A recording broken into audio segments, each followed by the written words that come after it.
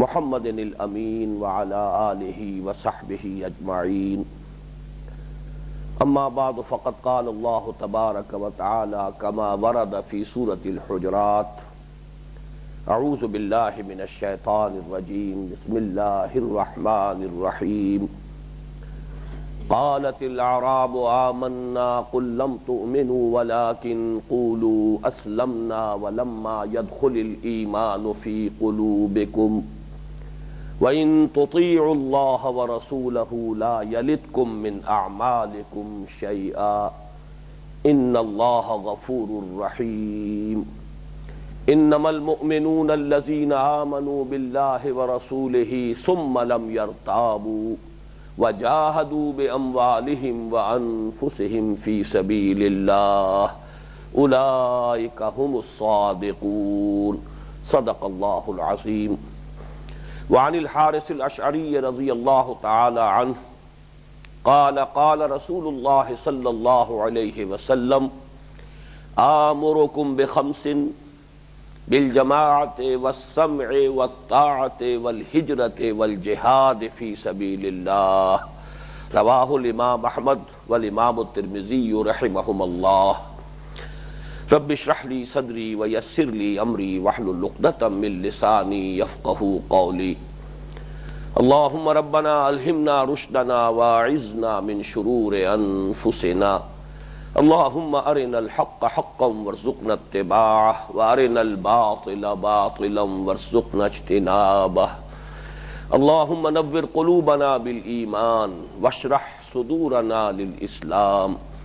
اللہم من احییتہ منا فاحیہ علی الاسلام ومن توفیتہ منا فتوفہ علی الایمان. اللہم وفقنا لما تحب وترضى. اللہم وفقنا ان نجاہد فی سبیلک باموالنا وانفسنا. اللہم ارزقنا شہادۃ فی سبیلک. آمین یا رب العالمین. ہماری آج کی گفتگو کا اصل عنوان تو جہاد فی سبیل اللہ ہے، جو سورہ حجرات کی آیت نمبر 15 کی روح سے ایمان حقیقی کا رکن لازم ہے.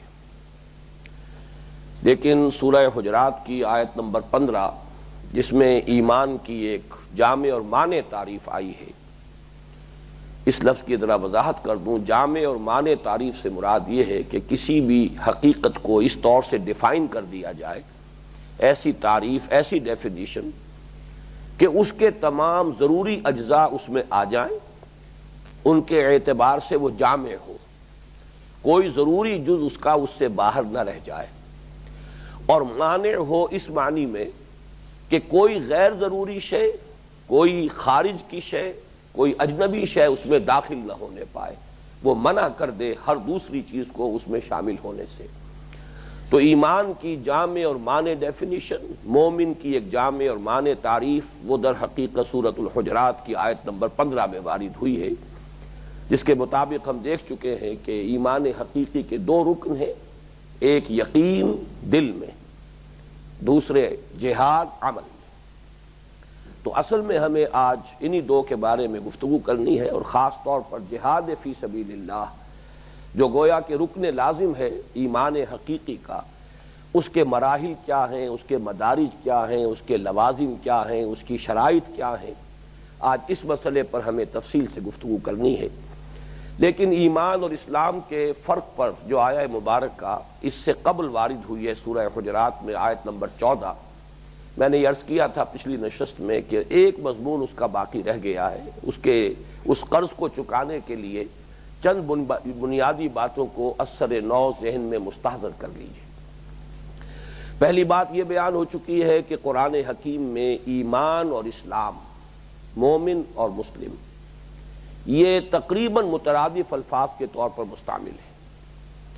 دین میں جو بلند سے بلند ترین مقام ہے اس کو بھی اسلام سے تعبیر کیا جا سکتا ہے اور کیا گیا ہے. جیسے کہ میں عرض کر چکا ہوں، حضرت ابراہیم اور حضرت اسماعیل جب خانہ کعبہ کی تعمیر کر رہے تھے، اور ظاہر بات ہے یہ حضرت ابراہیم علیہ السلام کی زندگی کے آخری دور کے واقعات میں سے ہے، تمام مراحل سے گزر جانے کے بعد وَإِذِ ابْتَلَىٰ إِبْرَاهِيمَ رَبُّهُ بِكَلِمَاتٍ فَأَتَمَّهُنَّ، سارے امتحانوں سے گزرنے کے بعد اب اس وقت جب وہ تعمیر کر رہے خانہ کعبہ کی تو دعا کر رہے ربنا وجعلنا مسلمین لک، اے رب ہمارے ہم دونوں کو، ہم باپ بیٹا کو اپنا مسلم، اپنا فرما بردار بنائے رکھ۔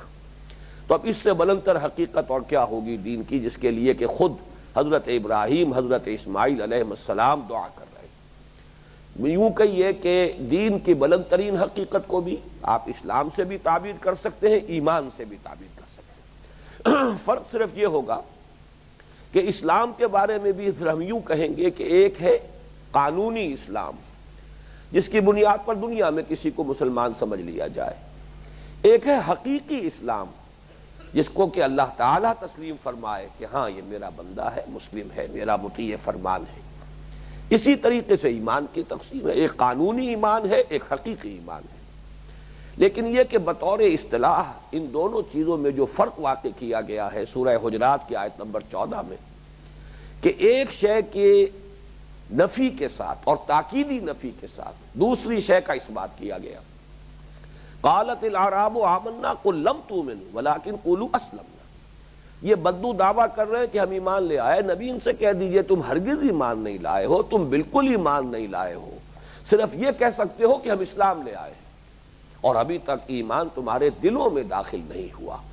یہ مقام اس اعتبار سے بہت نمایاں ہے کہ کوئی تعویل ممکن نہیں ہے یہاں صاف طور پر ماننا پڑے گا کہ یہ اسلام اور ایمان دو جداگانہ حقیقتیں ہیں۔ چنانچہ اسی کی طرف میں نے اشارہ کیا تھا کہ جو ام السنہ شمار ہوتی ہے حدیث جبرائیل، گویا کہ حدیث کے ذخیرے میں اس حدیث مبارک کا وہی مقام ہے جو قرآن حکیم میں سورہ فاتحہ کا، ام القرآن، ام الکتاب یہ سورہ فاتحہ ہے، اور ام السنہ حدیث جبرائیل ہے، جس کے بارے میں یہ وضاحتیں بھی آئی ہیں کہ یہ حضور کی حیات دنیاوی کے آخری دور کے واقعات میں سے ہیں۔ انسانی شکل میں حضرت جبرائیل آئے ہیں جبکہ حضور صحابہ کے ایک مجمع میں تشریف فرما تھے، اور وہ چیرتے ہوئے مجمع کو سامنے آ کر بیٹھ گئے ہیں، اپنے دونوں ہاتھ انہوں نے حضور کے زانوؤں پر رکھ دیے ہیں، دو زانو ہو کر حضور کے سامنے جا کر بیٹھ گئے، پھر سوال کیے ہیں اخبرنی عن الاسلام اخبرنی عن الایمان، حضور مجھے بتائیے اسلام کیا ہے، جس کا آپ نے جواب دیا، پھر فرمائیے اس ایمان کیا ہے، اس کا آپ نے جواب دیا۔ اور اس حدیث کی جو مختلف روایات ہیں ان میں سے بعض میں اس کی صراحت ہے کہ اختتام پر جب وہ سائل جو تھے انسانی شکل میں جبرائیل جب واپس چلے گئے تو اس کے بعد جو ایک سسپینس سا رہا کہ یہ کون تھے، اجنبی تھے، ہم میں سے کوئی ان کو پہچانتا بھی نہیں ہے، لیکن یہ کہ ان کے کپڑے نہایت سفید براق تھے، آثار سفر کوئی موجود نہیں تھے، کوئی گردہ موجود نہیں تھا، بال نہایت چمکیلے سیاہ تھے کون؟ لیکن حضور کی محفل میں چونکہ صحابہ کرام نہایت مؤدب رہتے تھے، کسی کو پوچھنے کی جرت نہیں ہوئی، واقعہ ہوا ہو گیا، لیکن ہر شخص اپنی جگہ پر۔ اس میں تھا ادھیڑ بن میں، ششو پنج میں، حضرت عمر جو راوی ہیں اس کے جو مسلم شریف میں روایت آئی ہے، فَلَبِثْتُ مَلِيًّا، کافی وقت مجھ پر گزر گیا کہ میں اسی ادھیڑ بن میں رہا کہ یہ معاملہ کیا تھا، یہ کون سائل تھے، یہاں تک کہ خود حضور نے پوچھا کہ یا عمر اتدری من السائل، اے عمر تمہیں معلوم ہے یہ سائل کون تھے؟ اور اس کے بعد جواب دیا کہ جبرائیل تھے، اتاکم یعلمکم دینکم، یہ آئے تھے تاکہ تمہیں تمہارا دین سکھائیں۔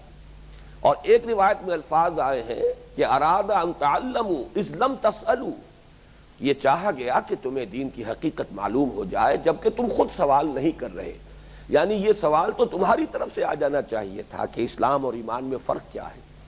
مسلمانوں کو دنیا میں جو ایک نظام بنانا ہے، نظام معاشرت اور نظام ریاست، اس میں کسی کی شمولیت کی بنیاد کس طریقے سے ہوگی، کیسے معلوم ہوگا کہ اس کے دل میں ایمان ہے یا نہیں ہے، کن بنیادوں پر ہم یہ طے کریں گے؟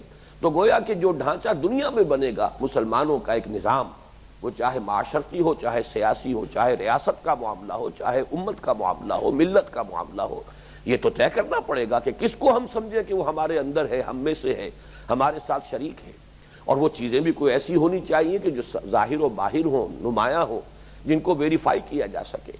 تو یہی وجہ ہے کہ امام ابو حنیفہ کی، اگرچہ وہ یوں سمجھیے کہ سید الفقہاء ہیں اور امام اعظم ہے، اس میں کوئی شک نہیں، لیکن آپ کے علم میں ہوگا کہ عام جزیات جو ہے فقہ کے، ان کے ضمن میں امام ابو حنیفہ کی کوئی تصنیف نہیں ہے، بلکہ وہ تو در حقیقت یوں سمجھیے کہ انہوں نے اپنے شاگردوں کی ایک ایسی مجلس بنا لی تھی کہ جس میں مسائل پر گفتگو ہوتی تھی.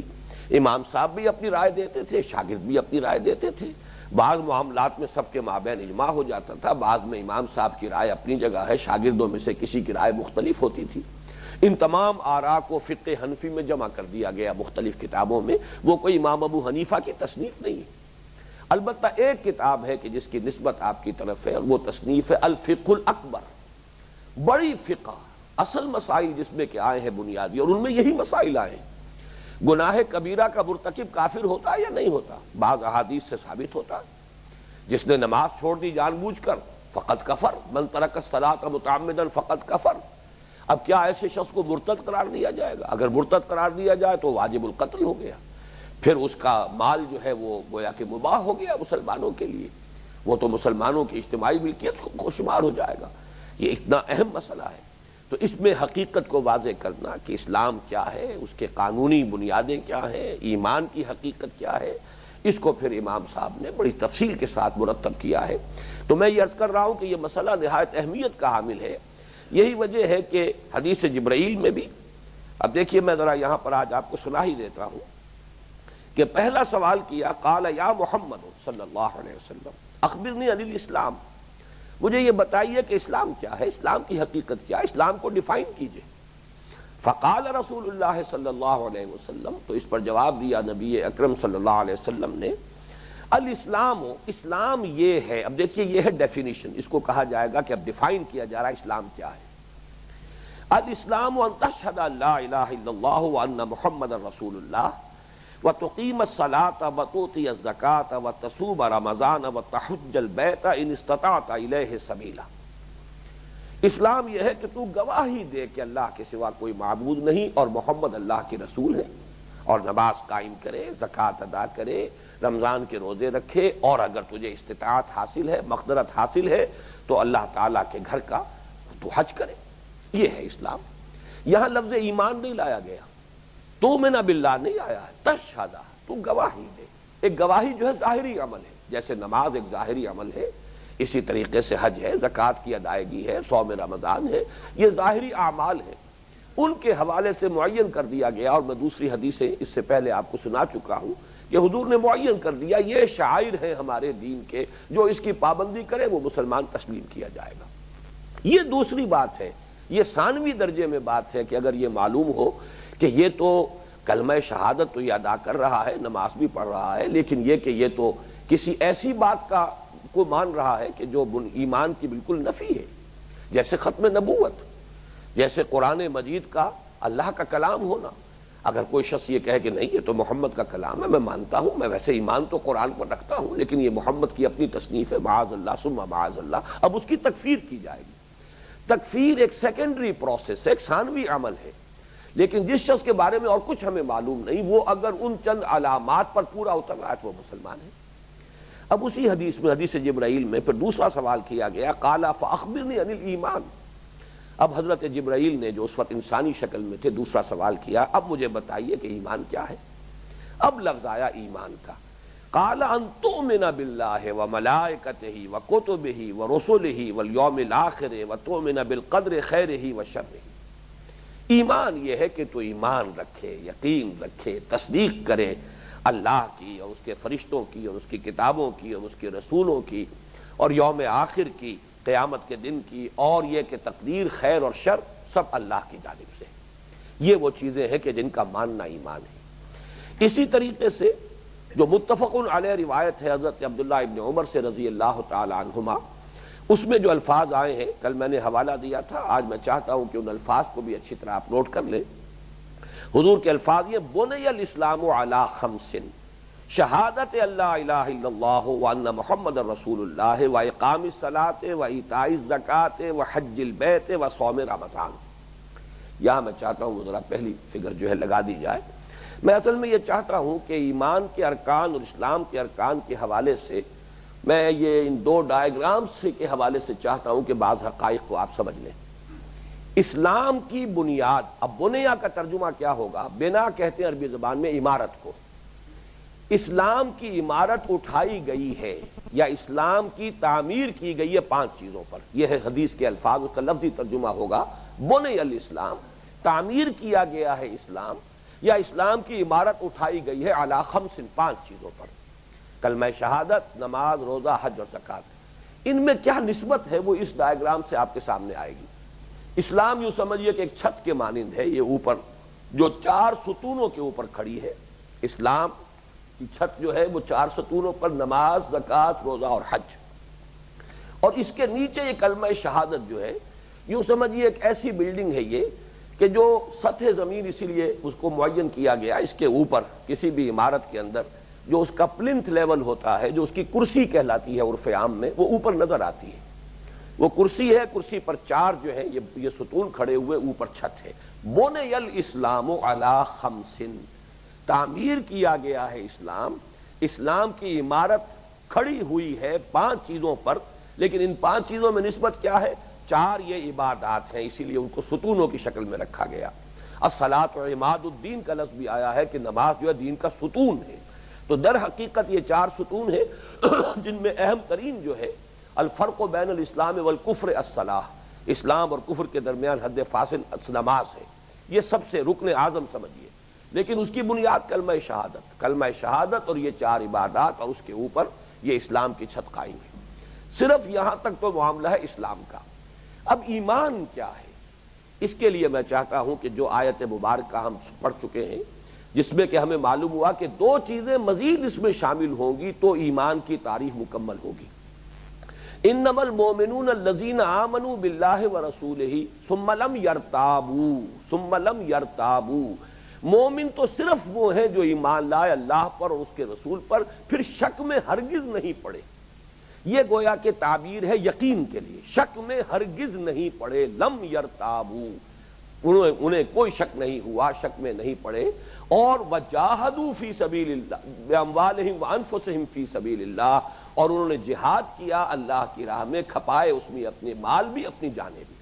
اب ذرا وہ دوسری جو ہے لگا دی جائے یہاں پر،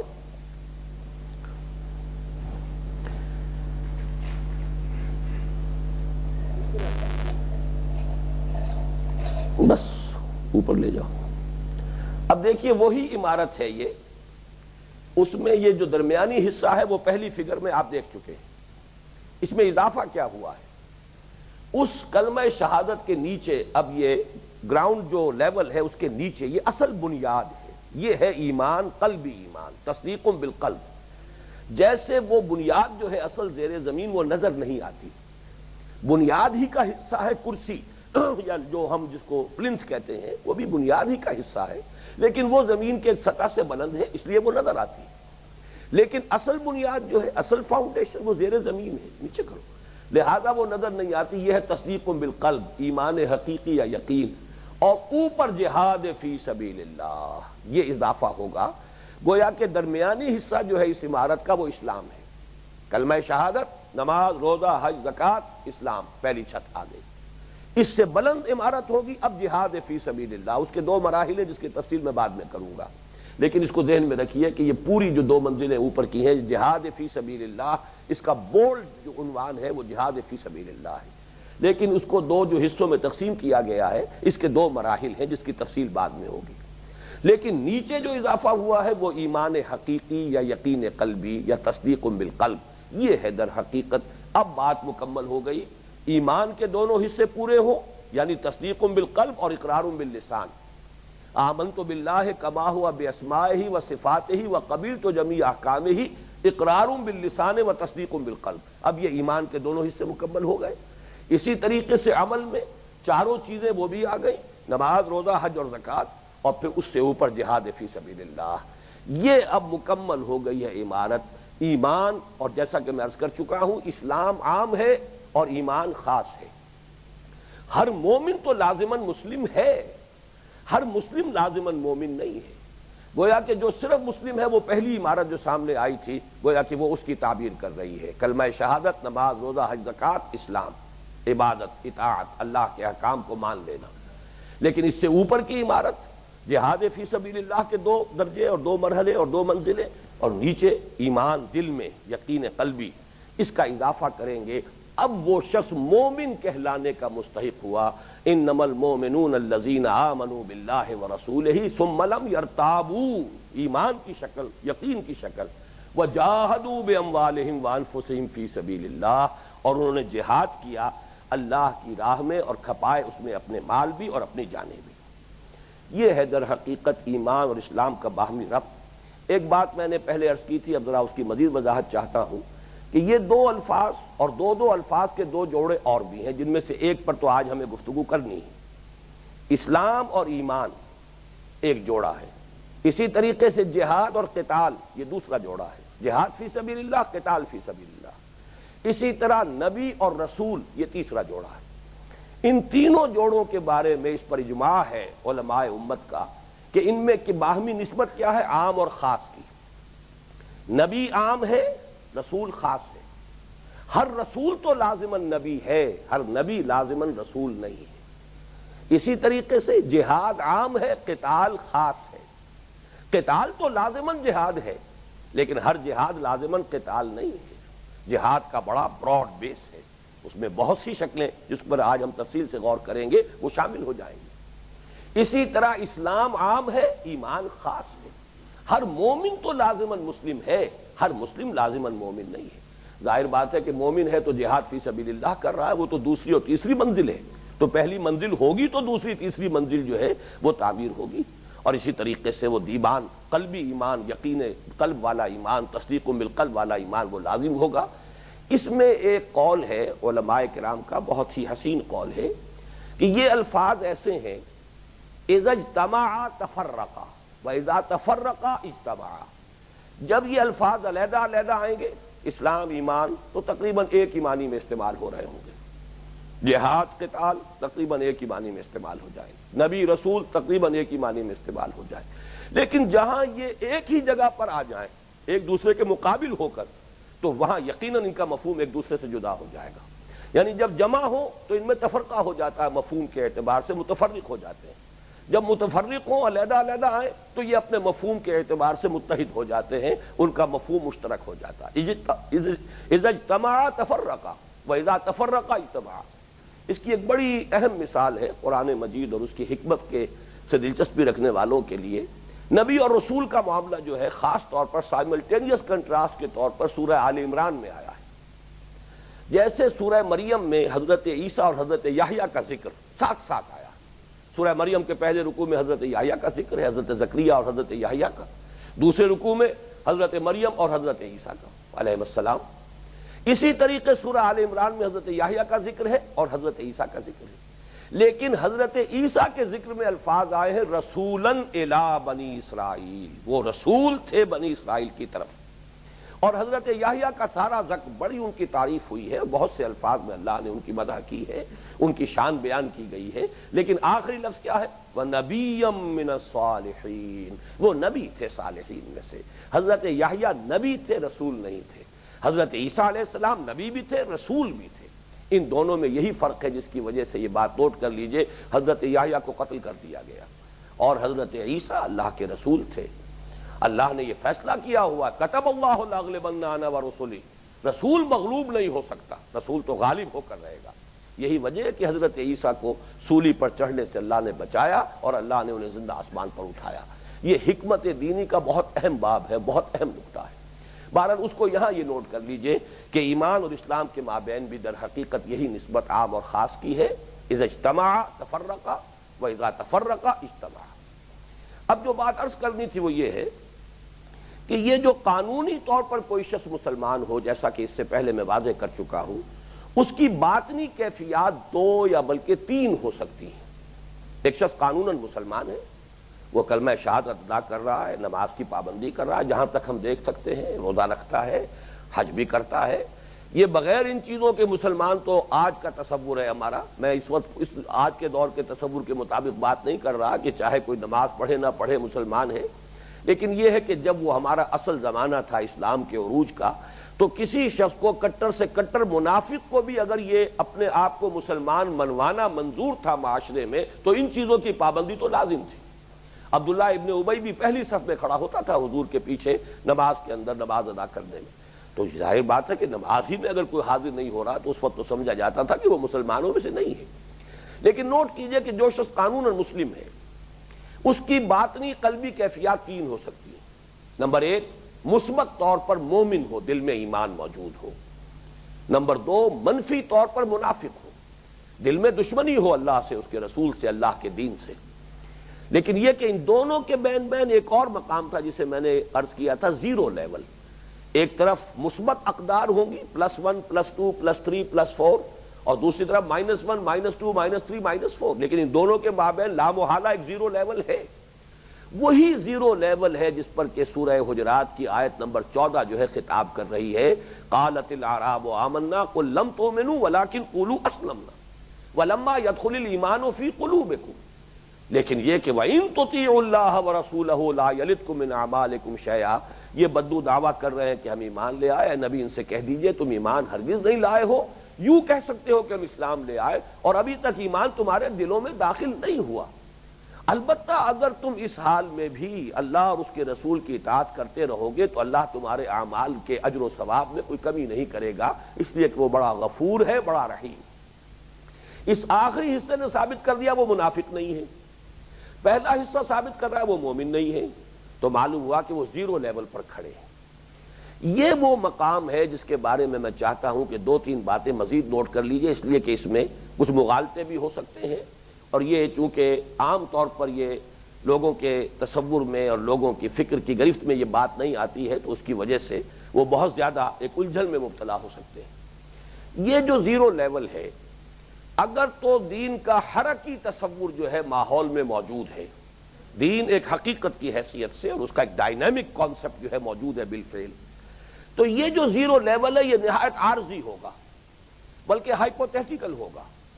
اس لیے کہ جو شخص بھی آج اسلام لاتا ہے کل ہی اس کو حکم دیا جائے گا نکلو اللہ کی راہ میں. اب دو ہی راستے ہیں، یا نکلے گا یا نہیں نکلے گا. نہیں نکلے گا بہانہ بنائے گا، جھوٹ بولے گا. معلوم ہوا کہ نفاق کی طرف پہلا قدم بڑھ گیا. اور اگر نکل رہا ہے اللہ کی راہ میں، جان اور مال قربان کر رہا ہے، اس عمل کے نتیجے میں ایمان شروع ہو جائے گا، ایمان پیدا ہونا شروع ہو جائے گا. گویا کہ یہ بڑی ایک آربیٹریری سی پوزیشن ہے. جیسے جیومیٹری میں ہم نقطے کو ڈیفائن کرتے ہیں، پوائنٹ کیا ہے جس کی کوئی ڈائمنشن نہیں ہے، نہ چوڑائی نہ لمبائی نہ اونچائی نہ گہرائی، کچھ بھی نہیں، نہ موٹائی، کچھ نہیں. وہ صرف ایک ہائپوتھیٹیکل ایک کانسیپٹ ہے. اسی طرح لائن، خط ہم کسے کہتے ہیں جس کی صرف ایک ڈائمنشن ہے، اس میں لینتھ ہے، بریڈتھ کوئی نہیں ہے، وہ ہے خط. حالانکہ آپ اس کا تصور ہی نہیں کر سکتے. کوئی بھی آپ باریک سے باریک لکیر بھی کھینچیں گے تو کچھ نہ کچھ تو اس کی موٹائی ہے. لیکن یہ کہ جب ڈیفائن کریں گے تو لائن وہ ہے، خط وہ ہے جس کی صرف ایک جو ہے ڈائمنشن ہے، اس کی لمبائی ہے، اس میں لینتھ ہے، اس میں کوئی بریڈتھ نہیں، کوئی موٹائی نہیں. اسی طریقے سے یہ درمیانی معاملہ جو ہے، جب کوئی ماحول کے اندر اسلام ایک تحریک کی حیثیت سے موجود ہو، حرکت موجود ہو، گویا کہ اسلام لاتے ہی تقاضا آ جائے اور مرحلہ آ جائے اطیعوا اللہ واطیعوا الرسول، اطاعت کرو اللہ کی اور اطاعت کرو اس کے رسول کی. اب دو ہی راستے ہیں، یا تو اطاعت کرے گا انسان یا نہیں کرے گا. اگر کرے گا تو عمل کا بھی ایک عکس پڑتا ہے انسان کے باطن پر، اور عمل سے بھی ایمان پیدا ہوتا ہے. گویا کہ ایمان، اسی لیے جو آخری 17ویں آیت تھی آخری سے پہلی سورہ حجرات کی، اس میں فرمایا بل اللہ یمن علیکم، اللہ تم پر احسان دھرتا ہے، ان ہداکم للایمان ان کنتم صادقین. اگر تم اپنے اسلام میں بھی سچے ہو، اسلام میں دھوکہ نہیں دے رہے، اگر تم صرف دھوکے کے طور پر تم نے کلمہ شہادت ادا نہیں کیا ہے بلکہ اس کو تم نے صدق دل سے کہا ہے، یا یہ کہ کم سے کم یہ کہ بدنیتی سے نہیں کہا ہے، زیرو لیول پر کہا ہے، تب بھی یہ ہے کہ ایمان کی شاہراہ پر اب تم چل پڑے. اب اگر عمل کرو گے، ان تطیعوا اللہ ورسولہ لا یلتکم من اعمالکم شیئا، اس لیے کہ یہ راستہ، عمل کا راستہ رفتہ رفتہ تمہیں ایمان تک لے جائے گا.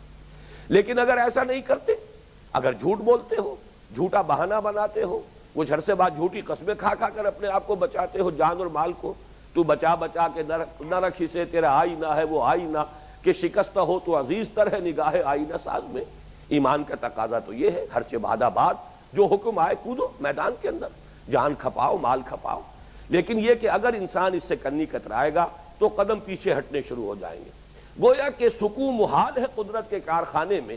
یہ معاملہ ہوتا ہے جہاں اسلام ماحول میں ایک ڈائنامک حیثیت میں، ایک تحریک کی حیثیت سے موجود ہو. جو شخص اسلام لانے کا دعویٰ کرے گا یا وہ آگے بڑھے گا یا پیچھے ہٹے گا. یہ درمیانی جگہ پر کھڑا رہنا ممکن نہیں ہے.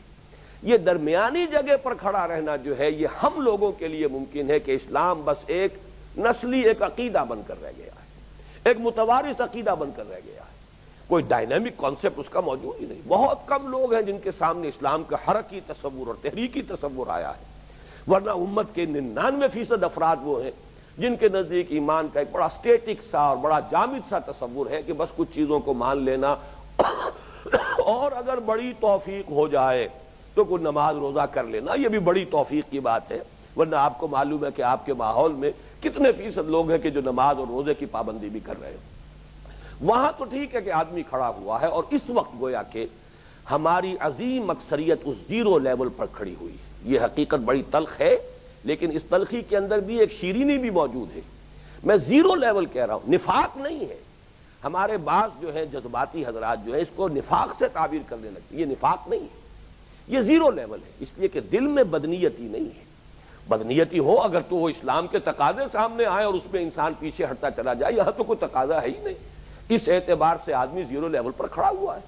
زیرو لیول پر کھڑے ہونے میں ہمارے لیے یہ آیت مبارکہ ایک بہت ہی حوصلہ افزا، بہت امید افزا جو ہے ہمارے لیے ایک نوید کی حیثیت رکھتی ہے کہ ان تطیعوا اللہ ورسولہ لا یلدکم من اعمالکم شیئا۔ اگر ہم اپنے گریبانوں میں جھانکیں اور محسوس کریں کہ وہ ایمان تو نہیں ہے، دل کو ٹٹولے نظر آئے، یقین والی بات تو نہیں ہے، تب بھی مایوس ہونے کی ضرورت نہیں، اس لیے کہ ان اللہ غفور الرحیم، اللہ غفور الرحیم ہے۔ ان تطیعوا اللہ ورسولہ، اگر نفاق نہیں ہے، اگر دھوکے کی نیت نہیں ہے اور تم اللہ اور اس کے رسول کی اطاعت کرتے رہو تو اللہ تعالیٰ تمہارے اعمال کے اجر و ثواب میں کوئی کمی نہیں کرے گا۔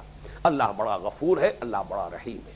تو یہ ایک بڑی نوید جاں فضا جو ہے اس آیہ مبارکہ میں موجود ہے۔ اگرچہ اس میں پھر ایک تھوڑی سی نوٹ آف وارننگ بھی ہے جو میں دے دینا چاہتا ہوں کہ ان تطیعوا اللہ ورسولہ، یہ جزوی اطاعت کو نہیں کہتے، جو حکم ہو مانو۔ اطاعت تو کلی اطاعت کو کہتے ہیں۔ اللہ کا کوئی حکم ماننا کوئی نہ ماننا یہ تو در حقیقت گویا کہ اطاعت کا مذاق اڑانا ہے۔ ایک ہی اللہ ہے، اسی کا حکم یہ بھی ہے کہ نماز پڑھو، اور اسی کا حکم یہ ہے کہ سودی کاروبار نہ کرو۔ سودی کاروبار دھڑلے سے کر رہا ہے انسان، نماز بڑی پابندی سے پڑھ رہا ہے، گویا کہ دین کا ایک حصہ قبول ہے اور ایک حصہ رد ہے۔ یہ کیفیت وہ ہے جو بڑی شدید ہے، جس کے بارے میں کہ سورہ بقرہ میں فرمایا گیا، غالباً آیت نمبر 85 ہے، افتؤمنون ببعض الکتاب وتکفرون ببعض، کیا تم ہماری کتاب اور شریعت اور قانون اور دین کے ایک حصے کو مانتے اور ایک کو نہیں مانتے؟ فما جزاء من يفعل ذلك منكم الا خزي في الحیاۃ الدنیا ویوم القیامۃ یردون الی اشد العذاب۔ تو جو شخص بھی یہ روش اختیار کرے گا تم میں سے، اس کی سزا اس کے سوا کچھ نہیں کہ دنیا میں انہیں ذلیل و خوار کر دیا جائے اور قیامت کے دن شدید ترین عذاب میں جھونک دیا جائے، اور اللہ تعالیٰ بے خبر نہیں ہے کہ اس سے جو تم کر رہے ہو۔ تو معلوم ہوا کہ اطاعت بھی کلی اطاعت ہوگی، لیکن اگر اطاعت کرتے ہوئے کوئی شخص محسوس کرتا ہے اپنے دل میں جھانک کر کہ وہ یقین والی بات تو مجھے حاصل نہیں ہے، تو مایوس ہونے کی ضرورت نہیں ہے۔ ان تطیعوا اللہ ورسولہ لا یلدکم من اعمالکم شیئا ان اللہ غفور الرحیم۔ اب یہ تو گویا کہ قرض تھا کہ جو ہم نے سابقہ 2 نشستیں جن میں کہ بحث ہوئی تھی ایمان اور اسلام کے فرق کی، اس کا ادا کیا ہے۔ اب آگے چلیے، یہ جو ایمان حقیقی کے 2 رکن ہمارے سامنے آئے، یقین دل میں، جہاد عمل میں، اس کے بارے میں عرض کر دوں کہ جہاں تک تو ایمان کی بحث کا تعلق ہے، اس پر میں اس وقت تفصیل میں نہیں جاؤں گا۔ گزشتہ سال جو محاضرات قرآنی ہوئے تھے اسی جگہ اسی آڈیٹوریم میں 8 مارچ سے 12 مارچ تک 5 خطبے میں نے دیے تھے حقیقت ایمان پر۔ تفصیلی مباحث اس میں آ چکے ہیں، ایمان کے لغوی مفہوم کیا ہے، ایمان کا اصطلاحی مفہوم کیا ہے، ایمان کا موضوع کیا ہے، کیا بنیادی سوالات ہیں فلسفے کے جن کا جواب جو ہے وہ ایمان کے ذریعے سے ہمیں ملا ہے، پھر یہ کہ وہ جواب کیا ہے، اس کے کتنے اجزاء ہیں، پھر ایمان کے مختلف درجے کون سے، اس پر تفصیل سے گفتگو ہو چکی ہے۔ اسی میں ایک بات تو آ چکی ہے لیکن اس کا میں تھوڑا سا اختتام پر آج تذکرہ کروں گا کہ جب یقین شرط لازم ہے، ایمان حقیقی کا رکن لازم یقین ہے، صرف اقرار باللسان وہ تو دنیا میں کام دے رہا ہے، ہمیں دنیا میں فائدہ دے رہا ہے کہ ہم مسلمان سمجھے جائیں گے اور مسلمانوں کے حقوق ہمیں معاشرے میں اور ایک مسلمان کی حیثیت سے اسلامی ریاست کے شہری کے تمام حقوق ہمیں حاصل ہو جائیں گے۔ اقرار باللسان والا حصہ صرف دنیا میں مفید ہے، آخرت میں تو وہ جو کہ ایمان حقیقی یقین قلبی والا ہے حصہ وہ ہوگا تو نجات کی ضمانت ہے۔ وہ نجات کس شکل میں ہوگی؟ اگر اس ایمان تصدیق قلبی کے ساتھ نیکیوں کا پلڑا بھی بھاری ہے، تو کیا کہنے، وہ تو براہ راست سیدھے جنت میں داخلہ ہو جائے گا۔ اللہم ربنا اجعلنا منہم، اللہ تعالی ہمیں ان میں شامل فرمائے۔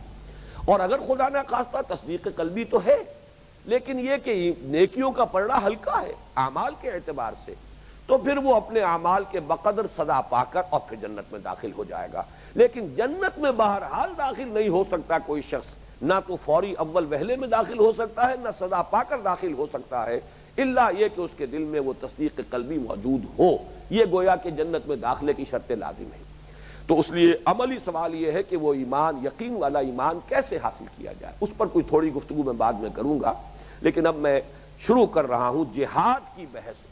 اس پر بھی اسی سال اپریل کی 17 تاریخ کو، جبکہ ہمارا تنظیم اسلامی کا سالانہ اجتماع تھا، میں نے خطبہ جمعہ میں مفصل تقریر کی تھی، اور اس وقت کی کمی کی پیش نظر میں اس کا صرف آپ کے سامنے جو ہے خلاصہ بیان کر رہا ہوں۔ لیکن میں چاہتا ہوں کہ چونکہ یہاں سے اب ہمارا جو یہ منتخب نصاب کا درس ہے، اصل میں بقیہ تینوں حصے جو ہیں وہ یوں سمجھیے کہ جہاد ہی کے مباحث پر مشتمل ہے، لہذا لازم ہے کہ اس منتخب نصاب میں اب چوتھے حصے کا پہلا درس ہوگا، جو انشاءاللہ تعالی 1 جنوری سن 93 کو ہوگا۔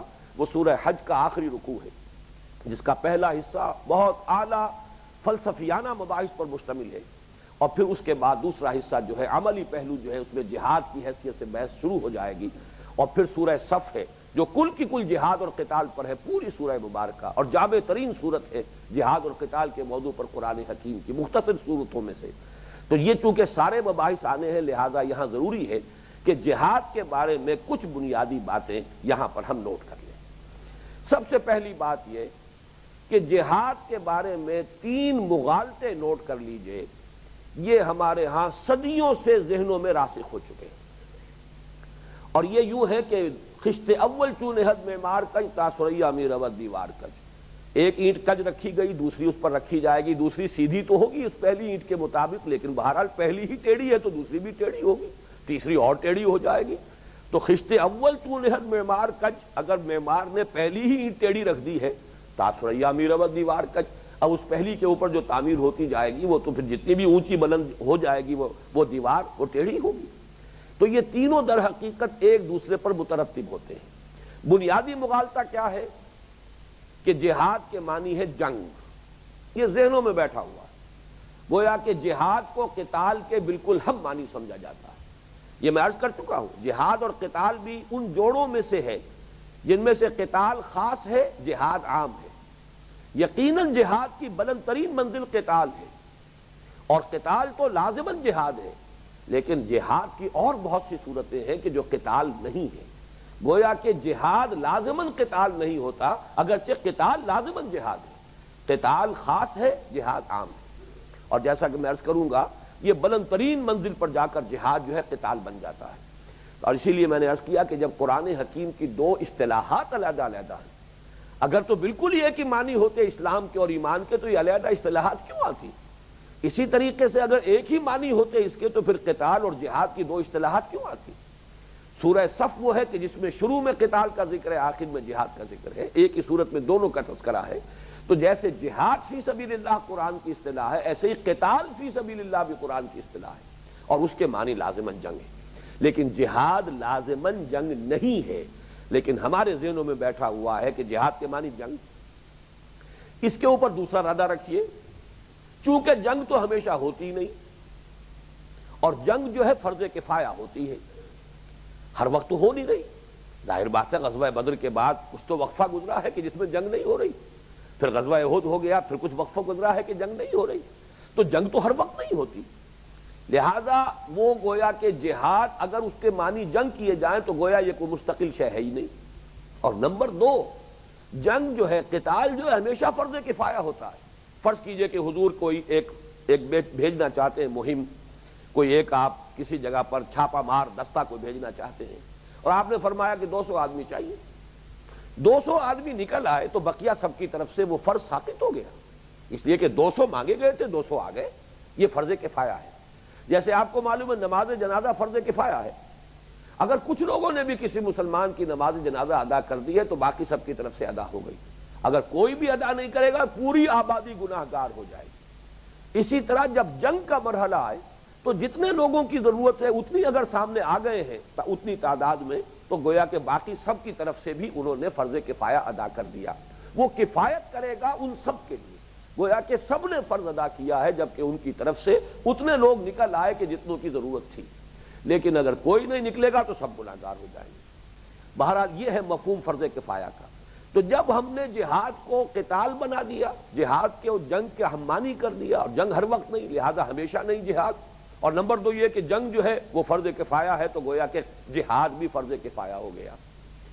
اور تیسرا جو ہے دی ورسٹ آف اٹ، جو بدترین صورت بنی ہماری تاریخ میں، مسلمان جب جنگ کرے گویا کہ جہاد کر رہا ہے. معاذ اللہ، مسلمان ظالم بھی ہو سکتا ہے. مسلمان کو جابر حکمران جو صرف اپنی حکومت اور اپنے اقتدار کو وسعت دینے کے لیے جنگ کر رہا ہے، کیا یہ جہاد فی سبیل اللہ ہوگا؟ خود فاسق ہے، فاجر ہے، خود وہ اسلام پر کاربند نہیں ہے، خود اپنی جو ہے مطلق العنان حکومت چلا رہا ہے، عیاشیاں کر رہا ہے، اور پھر یہ کہ وہ اپنے اس اقتدار کو وسعت دینے کے لیے برابر کے کسی ملک پر حملہ آور ہو گیا ہے، کیا آپ اسے کہیں گے کہ یہ کوئی جہاد فی سبیل اللہ ہو رہا ہے؟ تو گویا کہ تین مغالطے ہوئے. جہاد جنگ ہے، جنگ ہے تو گویا کہ وہ ہمیشہ نہیں ہوتا اور فرض کفایہ ہے. اور تیسرے یہ کہ مسلمان جب بھی جنگ کرے گویا کہ وہ جہاد فی سبیل اللہ ہو رہا ہے. یہ تینوں مغالطے ہیں کہ جنہوں نے ہمارے تصور کو بھی کج کر دیا اور جہاد کے لفظ کو بدنام کر دیا. اور اس وقت یہ ہو رہا ہے دنیا میں، اس صدی میں خاص طور پر، یہ جہاد کا لفظ جو ہے مختلف چیزوں پر اس کا اطلاق کر کے اس جہاد کے مقدس اصطلاح کو بدنام کیا جا رہا ہے. میں ذرا بعد میں اس کے بارے میں آپ کے سامنے وضاحت بھی پیش کروں گا، لیکن اس وقت پہلی گفتگو کا پہلا حصہ مکمل ہوا کہ جہاد فی سبیل اللہ کے بارے میں یہ تین مغالطوں کو نوٹ کر لیا. جبکہ ہم یہ دیکھ رہے ہیں کہ آیت بتا رہی ہے کہ ایمان اور جہاد لازم و ملزوم ہے. ایمان ہے ہی نہیں جہاد کے بغیر، تو یہ تو گویا کہ ایک دائمی شے ہے، ایک مستقل شے ہے. مومن کو ہر آن ہر حال جہاد کرنا ہے، اس لیے کہ کسی بھی وقت وہ افورڈ نہیں کر سکتا کوئی لمحہ بھی ایسا ہو کہ وہ ایمان کی نفی اس سے ہو جائے. لہذا اگر وہ ایمان کی ڈیفینیشن میں ایک جزو لازم کی حیثیت سے شامل ہے، انما المؤمنون الذین آمنوا باللہ ورسولہ ثم لم یرتابوا وجاہدوا باموالہم وانفسہم فی سبیل اللہ، تو اس کے فرض کفایہ ہونے کا تصور تو غلط ہے. اب آئیے دوسری بحث، اس کے لفظی معنی کیا ہے؟ اس کا مادہ ہے جوہد. جوہد ہم کہتے ہیں کوشش کو. اس سے باب مفاعلہ میں بنتا ہے مجاہدہ، مفاعلہ مجاہدہ. لیکن باب مفاعلہ کا ایک مصدر جو ہے وہ فعال کے وزن پر بھی آتا ہے، جہاد. جہاد بھی باب مفاعلہ کا ہی مصدر ہے. اسی طرح قتل اور مقاتلہ اور قتال، اسی طرح نفق اور منافقت یا منافقہ در حقیقت کہنا چاہیے، اردو میں ہم اسے منافقت کہتے ہیں. باب مفاعلہ، منافقہ اور نفاق، یہ گویا کہ میں نے تین مثالیں آپ کے سامنے رکھ دی ہیں. جیسے شعر ہے اس سے مشاعرہ بن رہا ہے. اب باب مفاعلہ کے جو خواص ہیں ان کو سمجھ لیجئے. باب مفاعلہ میں جب کوئی مصدر آتا ہے تو اس میں تین اوصاف پیدا ہو جاتے ہیں. ایک تو مبالغہ، مبالغے کا لفظ بھی مفاعلہ کے وزن پر ہے، یعنی وہ فعل بڑی شدت کے ساتھ ہو. نمبر دو اشتراک، مشارکہ، اس فعل کے اندر کچھ لوگ شریک ہوں گے، وہ اکیلے وہ فعل نہیں ہو سکتا باب مفاعلہ والا، اس میں کچھ فریق ہوں گے جو شریک ہوں گے. اور تیسرا یہ کہ مقابلہ پیدا ہو جاتا ہے کہ ایک دوسرے کے بالمقابل ہو کر وہ فعل کیا جاتا ہے. اب ان تین چیزوں کو نوٹ کیجئے. جوہد کے معنی ہے کوشش. انگریزی میں اس کو آپ تعبیر کریں گے انڈیور. انڈیور کسی بھی کام کے لیے کوئی محنت کرنا، یا ٹو ایگزرٹ ونز اٹموسٹ، جو بھی آپ کے اندر طاقت ہے وہ لگا دیں کسی کام کے لیے، یہ جوہد ہے. کوشش، endeavour, to exert one's utmost, یہ جوہد ہے. مجاہدہ کیا ہے؟ جب دو فریق ایک دوسرے کے بالمقابل زور لگا رہے ہیں، زور آزمائی ہو رہی ہو دو فریقوں میں، اور مقابلہ ہوگا اس میں. اور مقابلہ کیا ہوگا کہ کون جیتتا ہے کون ہارتا ہے. جیسے شعر کہہ رہا ہے کوئی شخص، اور مشاعرہ جب ہو رہا ہے تو مشاعرے میں تو اب دیکھنا یہ کہ کون مشاعرہ لوٹتا ہے، کس کی غزل، کس کا قصیدہ جو ہے وہ سب سے اعلیٰ سمجھا جاتا ہے. مشاعرہ تو مقابلے کے لیے ہے. اسی طرح بحث اور مباحثہ، مباحثے میں دو فریق ہوں گے اور ایک فریق جیتے گا ایک فریق ہارے گا، ایک کی فتح ہوگی ایک کی شکست ہوگی. جوہد سے مجاہدہ، دو فریقوں کے مابین جوہد کا مقابلہ ہوگا، اور اس جوہد میں ایک جیت جائے گا دوسرا ہار جائے گا. اسی طریقے سے قتل یک طرفہ عمل ہے. ایک شخص نے کسی کو قتل کر دیا, کچھ جا رہا تھا اور کسی نے ٹریگر ہی دبانا ہے نا, گولی مار دیا, وہ مر گیا. اسے پتہ بھی نہیں تھا, اس کے سان گمان میں بھی نہیں تھا کہ کوئی میرا قاتل چھپا ہوا, یہ قتل کہلائے گا. لیکن اگر دو گروہ آمنے سامنے آ جائیں, وہ اس کو قتل کرنے کے در پہ ہو, یہ ان کو قتل کرنے کے در پہ, اب مقاتلہ ہو گیا, اب قتال ہو گیا. تو قتل اور قتال میں جو فرق ہے وہی جوہد اور جہاد میں ہے کہ جوہد یک طرفہ عمل ہے, باب یہ ثلاثی مجرد سے ہے, اور مجاہدہ باب مفاعلہ سے ہے, جہاد بھی اسی کا مصدر ہے. یہاں دو قوتیں ہوں گی ایک دوسرے کے بالمقابل اور ایک دوسرے کو زیر کرنے کی کوشش کر رہی ہوں گی. اسی میں ایک لفظ ہے صبر اور مسابرت یا مسابرہ. یا ایھا الذین آمنوا اصبروا وصابروا ورابطوا, یہ مسابرت کیا ہے؟ آپ بھی صبر کر رہے ہیں, کوئی دوسرا بھی صبر کر رہا ہے, صبر کا صبر سے مقابلہ ہو رہا ہے, ایک صبر دوسرے صبر کو شکست دے رہا ہے, تو یہ ہے مسابرت. اور اگر یک طرفہ صرف صبر ہو رہا ہے, تحمل ہو رہا ہے, تو یہ صبر ہے. تو یہ ہے اس لفظ کا اصل لغوی مفہوم. اب دیکھیے اس معنی میں دو باتیں میں بنیادی عرض کر رہا ہوں. ہر ذی حیات ہر آن جہاد کر رہا ہے. میرے یہ دو الفاظ نوٹ کیجئے, ہر ذی حیات, لیونگ آرگنزم جو بھی ہے, ہر آن جہاد میں ہے. یہ جہاد کون سا ہے؟ یہ جسے علامہ اقبال نے جہاد زندگانی کہا ہے. یقین محکم عمل پہم محبت فاتح عالم, جہاد زندگانی میں ہے یہ مردوں کی شمشیر ہے. جہاد زندگانی وہ ہے جسے کہ ہمارے ہاں بایولوجی میں اسٹرگل فار ایگزسٹنس کہتے ہیں. مقابلہ ہے, کمپٹیشن ہے. ہر ایک جو ہے وہ اپنی زندگی اور اپنی حیات کے تسلسل کو برقرار رکھنے کے لیے کچھ چیزیں حاصل کرنا چاہ رہا ہے, جبکہ دوسرا فریق بھی اسی کے لیے حصول کے لیے کوشاں ہے. ان کے درمیان ایک کشمکش ہے, ایک مقابلہ ہے. تو تنازع للبقاء یا جہد للبقاء, اسٹرگل فار ایگزسٹنس, یہاں وہی جہاد کا تصور ہے. تو تمام جتنے بھی لیونگ آرگنزمز ہیں ہر آن ہر لحظہ جہاد میں ہیں, اور وہ جہاد کیا ہے؟ وہ ہے اسٹرگل فار ایگزسٹنس, جہاد زندگانی. بلکہ حفیظ جالندری نے بھی اس کو بہت خوبصورت شاہ نامے میں ایک جگہ پر منظوم کیا ہے اس لفظ کو. مجھے مسجد سے مکتب کی طرف تقدیر نے کھینچا, تنازع للبقاء کی آہنی زنجیر نے کھینچا. انہوں نے یہ بیان کیا ہے کہ میری تعلیم کا آغاز مسجد سے ہوا تھا, اور خواہش یہ تھی کہ دینی تعلیم حاصل کروں. لیکن پھر جو اس وقت کا خاص ماحول تھا کہ جو بھی معاش کا سلسلہ تھا وہ تو دینی تعلیم میں تو کوئی زیادہ اس کے روشن امکانات نہیں تھے. تو معاشی جو بھی مستقبل تھا اس کے اعتبار سے والدین نے مجھے وہاں سے ہٹایا, اٹھایا اور اسکول میں داخل کر دیا. مجھے مسجد سے مکتب کی طرف تقدیر نے کھینچا, تنازع للبقاء کی آہنی زنجیر نے کھینچا.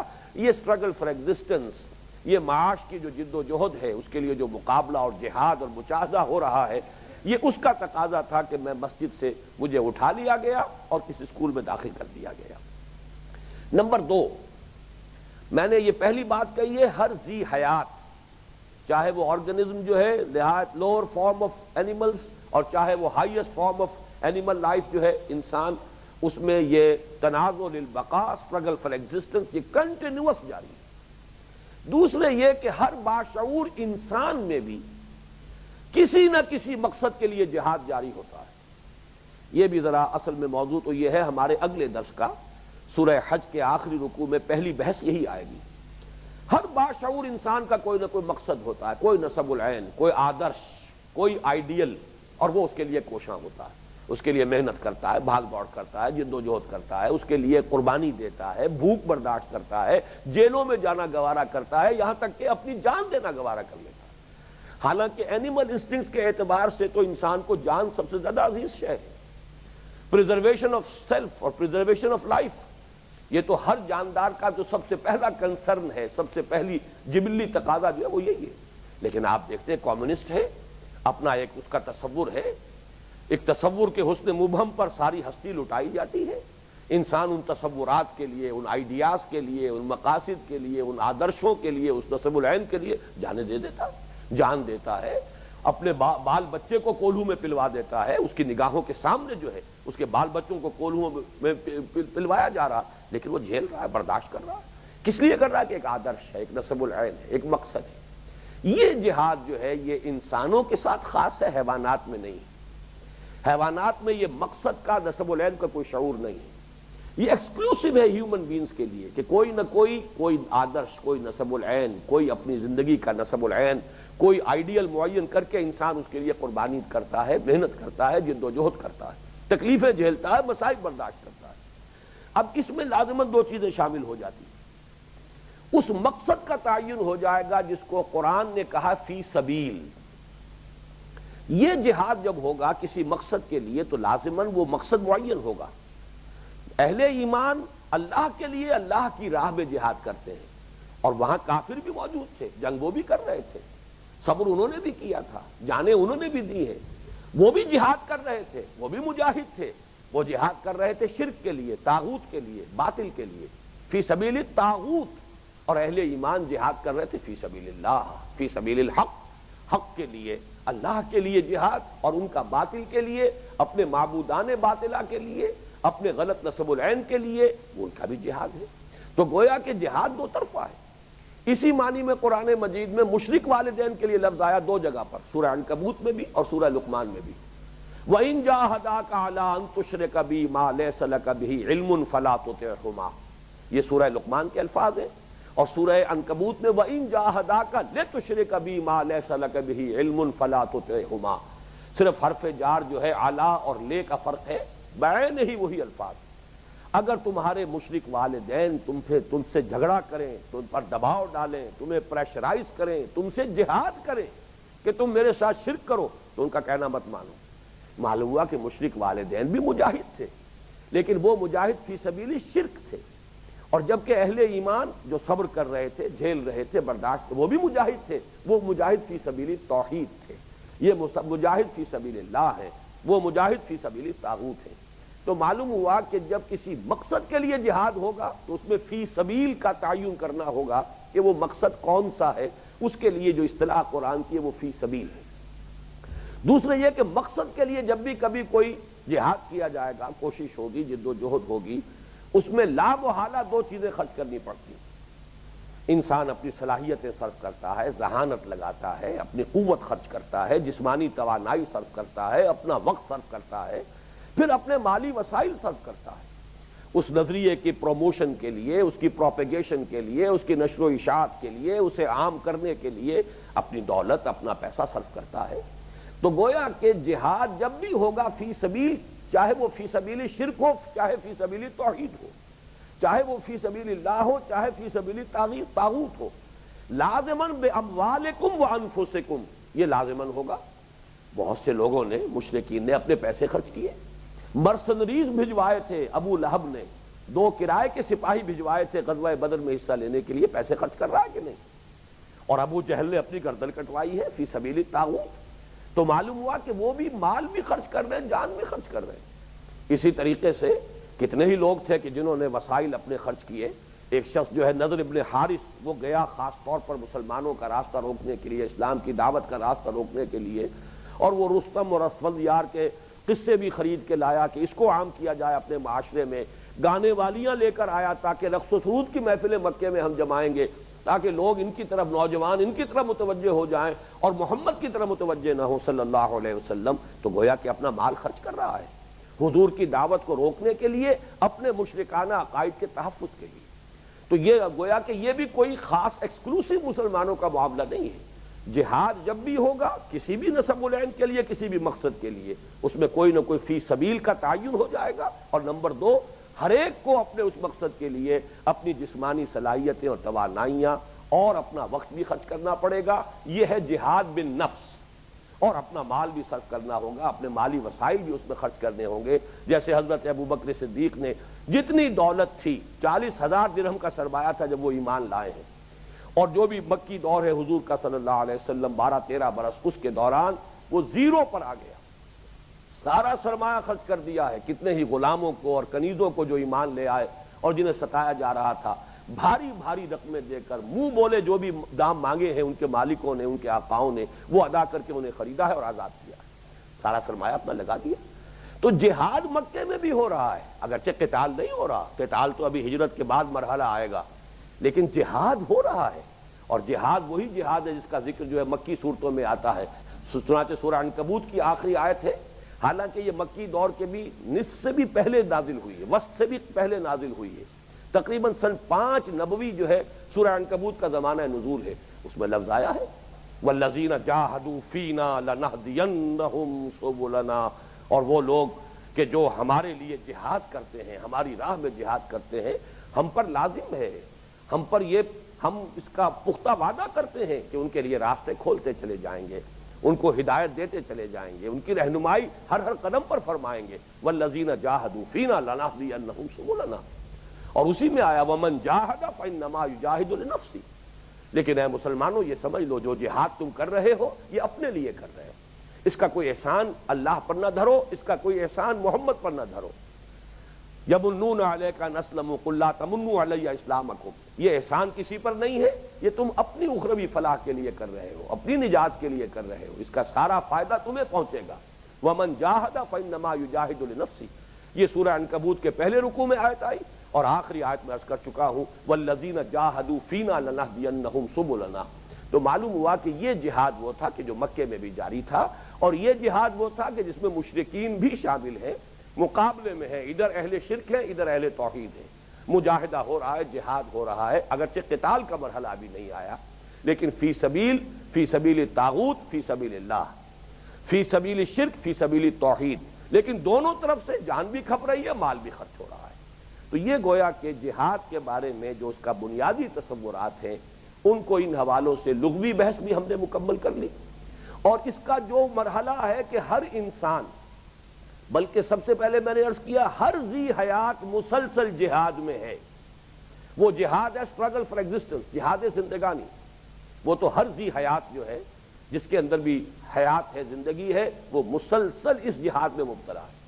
اور انسانوں میں سے جو بھی باشعور انسان ہیں، یہ میں تھوڑی سی وضاحت کر دوں کہ تمام انسان حقیقت میں انسان نہیں ہے، یہ قرآن مجید کی نص ہے کہ ان میں سے بہت سے وہ لوگ ہیں کہ اولئک کالانعام بل ہم اضل، کہ وہ انسان نظر آتے ہیں، حقیقت میں انسان نہیں، چوپایوں کے مانند ہیں، بلکہ چوپایوں سے بھی گئے گزرے، اضل ان سے بھی گئے گزرے، ان سے بھی کمتر ہیں درجے میں، اس لیے کہ ان میں کسی مقصد کا شعور ہی نہیں، کوئی نصب العین ہی نہیں، کوئی آدرش ہی نہیں، کوئی اپنے سامنے آئیڈیل ہی نہیں جس کے لیے کوئی محنت کرتے ہو۔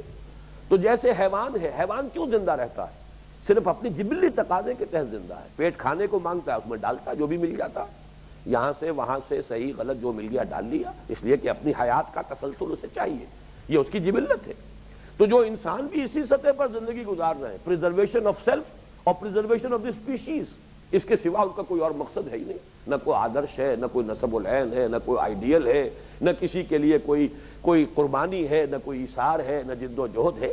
تو در حقیقت وہ لوگ انسان نہیں ہیں، وہ حیوانی سطح پر زندگی گزار رہے ہیں۔ اولئک کالانعام بل ہم اضل، انسان وہی شمار ہوگا جس کا کوئی نہ کوئی نصب العین ہے، صحیح ہو یا غلط، انسان ضرور ہو گیا، وہ کوالیفائی کر رہا ہے انسان ہونے کو، اس لیے کہ اس نے کوئی آدرش ہے، اس کا کوئی نہ کوئی نصب العین ہے، کوئی آئیڈیل ہے، کوئی اس کی جو ہے اپنے سامنے مقصود کی حیثیت سے کسی شے کو رکھ کر محنت کر رہا ہے، جد و جہد کر رہا ہے، ایثار کر رہا ہے، قربانیاں دے رہا ہے۔